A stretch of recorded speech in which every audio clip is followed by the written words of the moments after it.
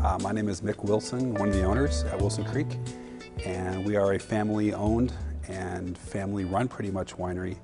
Well, welcome to Wilson Creek Winery. My name's Bill Wilson. We're here in our barrel room. Our tasting room shuts down at 5 o'clock, but then after that, especially in the winter, it gets dark at 5. And you have to get lighting for a couple of reasons. One is for the events, but two, also safety. The day pretty much is wine tasting and restaurant. At night, you bring everything else in. You bring in corporate events, weddings. The look of the light is very important to me because even at our main entrance, we have a big fountain right there, and we have lights lighting up the fountain, and people walk by. We have 1,200 people that visit on a Saturday, and as they walk by, they see the lights themselves in the daytime without seeing the light, obviously. And that's important. You have something that looks good within the landscaping, but at night when everything else goes dark and those lights come on, wow. As people go by, they look, and we want the wow factor. We want the, wow, that looks inviting. That looks like someplace that I want to go, whether it's during the day or at night. It's a oh my gosh moment. We were trying to get a professional look with a retail means, and it was just killing me. We were fixing this and fixing that and throwing money here and throwing money there, and finally I got to a point where I'm done. It was frustration. Let's get the professional quality and make this thing go.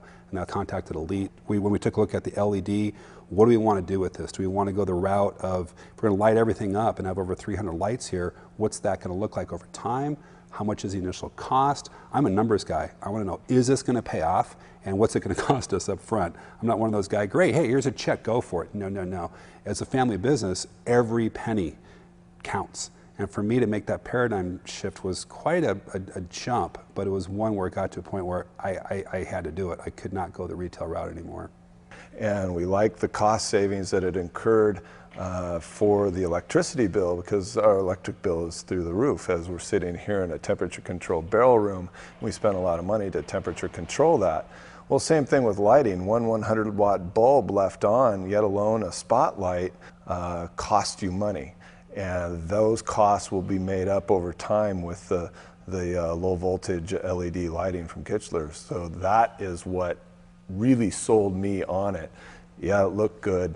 Yeah, it made a statement, but it also saved us money over the long haul. What I liked about Elite, when I would describe, hey, can you light this?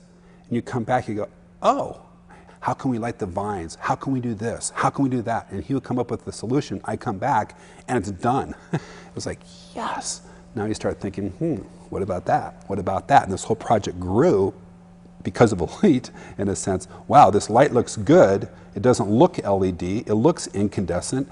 And let's start tackling all these other areas. As a matter of fact, he doesn't know this, but we have more projects for our front entrance and for some other areas that we want LED and get, for example, our front entrance sign.